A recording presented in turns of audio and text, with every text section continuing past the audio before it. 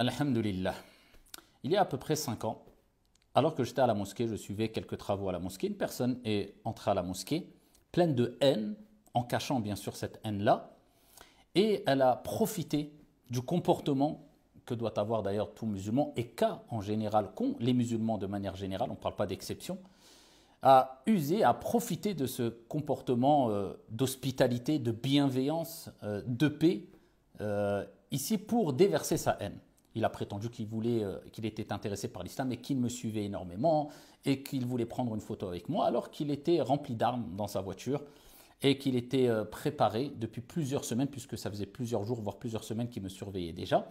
D'ailleurs, il était originaire de Lyon aussi. Et ici, il a profité de cette hospitalité, de cette paix, de ce salut, de cette sérénité qu'il a trouvé à la mosquée pour déverser sa haine. Donc il a prétendu vouloir faire une photo avec moi, il a sorti une arme à 9 mm, à bout portant, à peu près 1 mètre, en me visant à la tête, sans trembler bien sûr, puisque c'était un déséquilibré. Et bien sûr, toute personne qui est prête à tuer des hommes, des femmes, des innocents, peu importe leur confession, ça ne peut être qu'un déséquilibré, mais est-ce que ça excuse l'acte? Non, pas du tout. Mais pourtant, non seulement bien que ça soit un déséquilibré, eh bien, ça ne l'a pas empêché d'avoir le permis de port d'armes et d'être rempli d'armes dans sa voiture. À la Koulihal, à bout portant, il m'a tiré à 7 reprises dessus, il m'a touché 3 fois. Ici, pourquoi je dis ça? Je fais un parallèle puisque l'histoire se répète. Le procédé est à peu près le même. Bien que je pense que la personne qui était venue pour vouloir me tuer, ici, était plus organisée. Mais en tout cas, le procédé est le même, l'histoire se répète. Abou Bakr est dans la mosquée. Une personne prétend vouloir se renseigner sur la religion, les bras ouverts. Dans la mosquée, maison de Dieu. L'hospitalité prime chez les musulmans. Il l'accueille. Il veut se renseigner sur la prière. Il lui montre comment on fait la prière. Il se prosterne et voilà qu'il sort un couteau et qui lui assène 40 à 50 coups de couteau. Donc c'est une haine indescriptible. Ça, c'est pour nous rappeler que la haine, elle n'est pas chez les musulmans. Je ne vais pas dire la haine, elle est dans une communauté particulière ou dans une religion particulière. Non, puisque la haine peut se trouver dans n'importe qui d'entre nous, d'entre les êtres humains. Donc, pourquoi faire cette relation toujours entre islam, haine, islamisme, terrorisme, mosquée, haine, islamisme, terrorisme? Et c'est ce qui alimente la haine. Et là, on a 2 exemples symboliques qui nous rappellent que la haine, elle n'est ni dans les mosquées. Ils sont partis parce qu'ils ont abusé ici de la naïveté positive. Elle ne se trouve pas dans les mosquées. Elle ne se trouve pas chez les musulmans. Elle se trouve chez une minorité qui peut-être, qui peuvent se prétendre être musulmans ou être musulmans, comme juifs, comme chrétiens, mais on ne généralise pas en disant que la haine est chez les musulmans. On voit 2 exemples symboliques qui nous le montrent, et de plus, notre prophète, Mohammed sallallahu alayhi wa sallam, quand il parle de la haine, qu'est-ce qu'il dit? Hiya al-haliqa, c'est elle qui rase la foi. La religion de l'islam, ce n'est pas la haine, et on le voit ici. Et ça, c'est le premier message que je voulais passer. Le deuxième message, la personne qui est venue pour me tuer dans la mosquée, alors que j'étais un imam, mais bon, ça a fait la une des journaux, bien sûr, mais on va en parler rapidement. Ce n'était pas pour dire, oh, quel crime odieux, quel attentat terroriste, qu'est-ce qui s'est passé? Un imam, c'est symbolique, dans une mosquée, etc. Non, non, ça n'a pas été le cas, mais moi, on va en parler rapidement. Alors, en tout cas, je ne suis pas mort. Allah subhanahu wa ta'ala ne m'a pas choisi pour faire partie des gens qui allaient mourir dans cet état-là, dans une mosquée, injustement, alors que, voilà, sans défense, sans rien du tout, agressé. Non, ton Seigneur créé et choisi. Mais Abou Bakr a été choisi. Alors bien sûr, c'est un acte abominable, c'est triste. Mais quand on regarde cela d'un point de vue spirituel, religieux, on dit « Bushra lahu, wa la nuzakki ala Allahi ahada, wa nahsabuhu kadhalik ». Il est mort un vendredi. Le prophète alayhi salatu wasalam, dans le hadith rapporté par Ahmed, il nous rappelle que celui qui meurt un vendredi, c'est une des causes, parmi les causes qui le préservera, insha'Allah ta'ala, du châtiment de la tombe. Il est mort en train de s'occuper, entretenir la maison d'Allah. Vous savez que le prophète sallallahu alayhi wa sallam, lorsqu'il a entendu qu'une femme était décédée, qu'il n'a pas prié sur elle, il a demandé où était sa tombe afin qu'il se dirige vers sa tombe pour prier sur elle. Le prophète Mohammed alayhi salatu wasalam. Mais qui était cette femme? C'était une femme qui entretenait, selon une version, la mosquée Baytullah. Quel honneur! Il est mort prosterné. et il est mort pendant qu'il enseignait la religion. Allahu Akbar. Innamal a'malu bil khawatim. Les actions ne valent que par leur fin. Quel sir, quel secret il avait avec Allah subhanahu wa ta'ala. Allahu a'lam. Man 'asha 'ala shay'in mata 'alayhi. Wa man mata 'ala shay'in bu'itha 'alayhi. Celui qui vit et qui a l'habitude de vivre sur une chose, sur un acte d'adoration positif, par exemple, sur une bonne, des œuvres pieuses, etc., mourra sur cette chose-là. Et celui qui meurt sur cette chose-là, sur cette habitude-là, ressuscitera auprès d'Allah subhanahu wa ta'ala dans ce même état. Hani allahu. Et Allah azza wa jalla dit وَيَتَّخِذُ مِنْكُمْ شُهَدَاءَ. Et il choisira parmi vous ash-shuhada. Il est mort dans un état de martyr, innocent. Il ne voulait de haine pour personne. Il l'a accueilli les bras ouverts. Allah l'a choisi, Allah ne m'a pas choisi. Donc en tout cas, on voit, parce que je fais un parallèle avec son histoire, parce que je dis l'histoire se répète, mais loin de moi prétendre avoir atteint le degré de piété ou de relation avec Allah subhanahu wa ta'ala, wala nuzaki ala Allah ahada, qu'avait sûrement Abu Bakr. Allah l'a choisi, Abu Bakr, rahimahullah ta'ala, et ça c'est un grand message aussi. À ceux qui ne comprennent pas qu'être au service d'Allah subhanahu wa ta'ala, au service d'Allah subhanahu wa ta'ala à travers les services et le bien qu'on apporte à la communauté, particulièrement à travers les mosquées, l'entretien des mosquées, c'est un sharaf, c'est un honneur et pas une corvée. Ça c'est un message aux responsables qui quelquefois se plaignent en disant les gens ne sont pas assez motivés, les bénévoles lâchent, ils ne durent pas dans le temps, etc. Et j'ai l'expérience, ça fait plus de 20 ans que je suis responsable de l'entretien d'une mosquée, dans une mosquée avec beaucoup de frères de qualité, masha'Allah, et que j'ai été aussi responsable pédagogique d'un corps enseignant. Je sais ce qui se passe en interne. Mais il faut comprendre une chose. Quand quelqu'un ne veut pas être au service de la communauté pour satisfaire Allah subhanahu wa ta'ala dans une mosquée, ce n'est pas lui qui ne veut pas, mais Allah choisit. Allah crée et choisit. Allah choisit des personnes et ne veut pas d'autres personnes. Certaines personnes sont rapprochées des mosquées, d'autres sont éloignées des mosquées. Certaines personnes ont le cœur relié à la mosquée à travers les prières quotidiennes, d'autres non. D'autres, ils sont reliés à la mosquée non seulement avec les prières quotidiennes, mais avec le service qu'ils donnent à la communauté dans ces mosquées, car les mosquées sont les endroits les plus aimés auprès d'Allah Azza wa Jal. Et le prophète alayhi salatu wa salam a dit Ahabbun nas ila Allah Azza wa Jal anfa'uhum linnas. Les personnes les plus aimées auprès d'Allah Azza wa Jal, ce sont ceux qui sont les plus utiles auprès d'Allah subhanahu wa ta'ala. Rahimahullahu rahmatan wasi'a. Je ne sais pas quelle relation il avait secrète avec Allah subhanahu wa ta'ala, walakin rahimahullahu rahmatan wasi'a wa nas'alullaha lahu al-firdaus. Et on demande à Allah subhanahu wa ta'ala de lui accorder al-firdaus. La troisième des choses, c'est que j'entends le désarroi de beaucoup de musulmans à travers ce qui m'est arrivé à l'époque, puisqu'il y a eu quelque part un certain silence assourdissant, exaspérant quelquefois, venant d'ici et là. Je ne rentre pas dans les détails, je ne veux pas mettre en avant ma propre personne, mais prenez l'habitude de ne pas attendre la reconnaissance des gens, ou qu'on compatisse avec vous forcément sur les plateaux TV. Vous allez gagner quoi à cela? Alors, je ne généralise pas. Je ne dis pas que personne ne compatit avec la communauté musulmane, que tous les journalistes en ont rien à faire, etc. Mais, une grande majorité, on l'a très bien vu. On le sait, on appelle un chat et on ne va pas se voiler la face. Ils en ont strictement rien à cirer, pour rester poli. Strictement rien à faire. Je me souviens quand il m'est arrivé ce qui m'est arrivé, non seulement on n'a pas compati avec moi, et d'ailleurs vous avez vu, j'en ai à peine parlé, hein, mais en tout cas, non seulement on n'a pas compati avec moi, mais on m'a même fait passer pour je ne sais qui. Oh, c'était l'imam qui avait dit ça, presque au bienfait pour lui, alors que j'étais encore sur mon lit d'hôpital et j'avais encore 3 balles dans le corps qu'on ne m'avait pas retiré. Rien à faire. Donc on voit que beaucoup ne respectent pas, je ne généralise pas encore. Beaucoup n'ont plus ce respect, n'ont plus cette compassion, ils n'en ont rien à faire. Mais pourquoi ?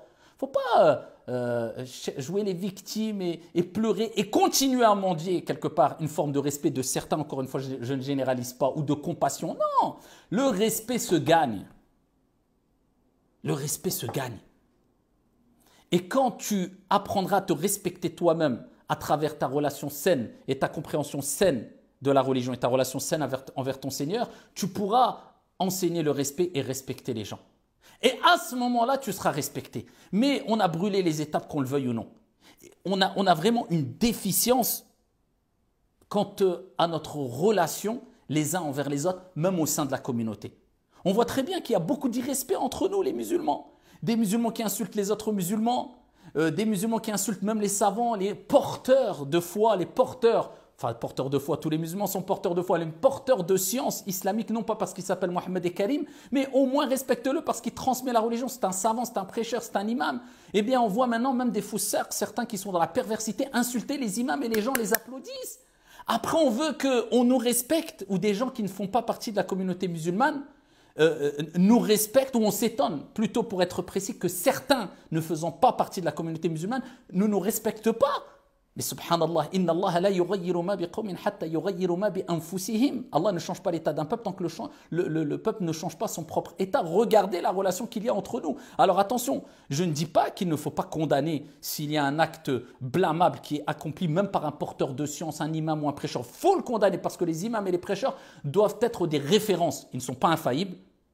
On ne cherche pas leurs défauts de jour comme de nuit, mais ils doivent être des références, ils doivent être plus exemplaires que les autres normalement et porter une certaine muru'a et une certaine haïba, charisme qu'ils doivent maintenir parce que ça va influencer quant à la relation qu'ils auront avec les fidèles et avec les gens et avec les élèves, etc. Donc quand il y a un mal, il faut le condamner, mais de généraliser. Et de voir maintenant l'irrespect. Alors je me rappelle à une époque quand on voyait des religieux ou des tablirs là, qui sortaient fils Abillah, qui venaient dans les quartiers, on avait honte, on baissait la tête, on voyait un imam, pour nous c'était... Et maintenant, même tu vois l'influenceur et le gamer qui parle d'un imam comme si c'était je ne sais quoi, et après on dit ouais, il ne nous respecte pas. Mais on récolte ce qu'on a semé. Il est temps de se réveiller. Omar ibn al-Khattab radiyallahu anhu warda, il était dans la mosquée pendant la prière de l'Fajr, et il a été tué, poignardé ici par Abu Lu'lu al-Majusi. Et quand il a été poignardé pendant sa prière, qu'est-ce qu'il a demandé, Omar ibn al-Khattab? Qui est-ce qui m'a tué? Allah. Pourquoi? Il voulait savoir si c'était un musulman ou pas. Il avait peur que cet acte-là vienne d'un musulman. Il craignait qu'il aurait pu être une fitna si c'était le cas, si c'était un musulman, qu'il n'aurait pas bien géré les choses. Il craignait que le mal vienne de l'intérieur. Et la plus grosse fitna, le plus grand mal, c'est quand il vient de l'intérieur. C'est de la gangrène qui gangrène de l'intérieur et qui fait très mal. Et quand il a su que ce n'était pas un musulman, il a été apaisé. Donc le principal sentiment et comportement qu'on doit avoir, c'est de se dire, est-ce que l'irrespect, il est déjà présent entre nous? Est-ce qu'on fait tout pour le corriger? Est-ce qu'on améliore notre situation, notre relation avec Allah subhanahu wa ta'ala? Ou alors on se limite à critiquer et à dire, moi je crie haut et fort, et donc je suis un homme courageux, et les imams c'est des vendus, et cela c'est des ceci et cela. Wallahi, wallahi la nuzaki ala Allah ya ahada. Vous voyez très bien que ça a plus de 5 ans que l'histoire et ce qui m'est arrivé est passé. Si on avait voulu le buzz, si on était des gros peureux, comme certains le prétendent, je ne parle pas d'une peur naturelle qui me touche moi et tout le monde, et qu'on était des vendus comme certains le prétendent, mais vous pensez qu'on aurait continué la da'wa? Et vous pensez que j'aurais pas cherché à faire le buzz en prenant la vidéo de tout ce qui m'est arrivé, et wallah, je l'aurais publié? Et je pense que j'aurais fait la une même sur CNN et je ne sais où et dans les 4 coins du monde, tellement que la vidéo est impressionnante. On a essayé de passer ça à tort ou à raison d'ailleurs, un peu, voilà, comme si c'était quelque chose de pas trop grand, par crainte que les gens pensent qu'on voulait pleurnicher ou je ne sais quoi encore. Si on avait peur, comme certains le prétendent, parce qu'on ne crie pas aussi fort, par exemple pour la situation de la Palestine, on l'a dit et on l'a répété, le monde entier est au courant. On est contre le fait que nos frères et sœurs et des innocents soient, peu importe leur confession, et particulièrement en Palestine, privés de boire, de manger, et qu'ils soient tués injustement. Tout le monde l'a dit, on l'a dit. Mais parce que toi, tu cries encore plus fort sur les réseaux derrière un pseudo, quelquefois, je ne sais d'où il vient et on te connaît à peine. Et parce que tu cries plus fort, ou alors tu montes sur un minbar, tu dis nous, on n'a pas peur, on n'est pas des hypocrites, on est des hommes, on condamne. Tu crois que parce que toi, tu cries plus fort, tu es meilleur auprès d'Allah Azza wa Jalla, tu as changé quelque chose à la situation et ça te permet de critiquer des gens qui n'ont pas crié aussi fort que toi sur les réseaux. On en est là. Ou parce que toi, tu n'as pas été à telle manifestation, mais par contre, tous les matins, tu te lèves avant le Fajr pour faire Qiyamul Layl et toutes les prières, tu es à la mosquée, tu serais moins meilleur que ceux qui crient dans des manifestations.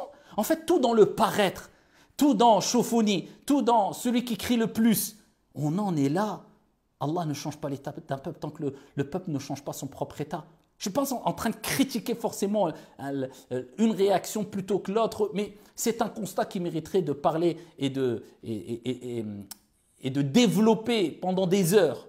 Mais il y a certains discours que, wallah, certains, sans vouloir généraliser, ne sont pas prêts à entendre.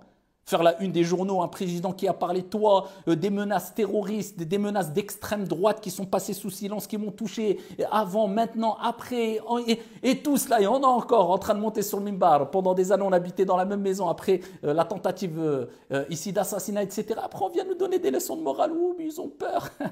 Ah, c'est au pied du mur qu'on voit le maçon, c'est comme ça qu'on dit. Pas de leçons de morale à recevoir de certains.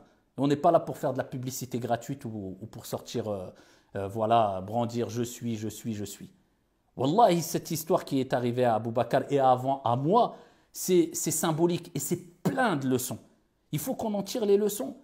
La communauté musulmane, avant tout, doit être soudée. La communauté musulmane doit prendre conscience que c'est Allah qui choisit et que être au service d'Allah, ce n'est pas une corvée, c'est un honneur. La communauté musulmane doit comprendre qu'elle doit gagner le respect en respectant et en se respectant, pas en pleurnichant. Et qu'on cherche la satisfaction d'Allah avant la satisfaction de certains sur des plateaux ou je ne sais quoi. Et que la communauté musulmane, et quand la communauté musulmane aura compris que la réforme générale et l'amélioration de la communauté de manière générale passe par la réforme individuelle, quand on aura compris tout ça, wallahi, notre situation s'améliorera, mais beaucoup plus rapidement que ce qu'on pense. Mais malheureusement, on est tout dans la précipitation, dans les réactions émotives. Et quelquefois, dans les réactions émotives, certains font n'importe quoi. Et comme j'ai dit précédemment, parce que certains, même s'ils sont connus pour leur perversion, pour être influenceurs, à appeler à je ne sais quoi, mais dès qu'ils disent la Palestine, oh, tout le monde les applaudit, ils disent eux, c'est les hommes. Et les autres qui appellent à la réforme et l'éducation de l'âme sont des vendus. On n'a rien compris. C'est ça la aqidah, on n'a pas compris que c'est à cause quelquefois des gens qui appellent à la débauche, qui la communauté musulmane est où elle est, puisque c'est la conséquence des péchés. Mais malheureusement, les réactions émotives.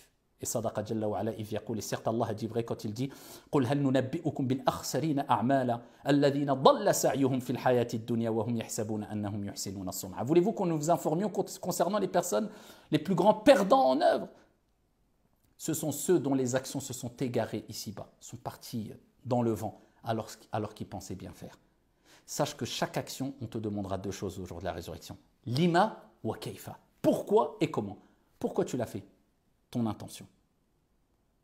Et comment est-ce qu'elle est conforme à tes passions, à tes réactions émotives?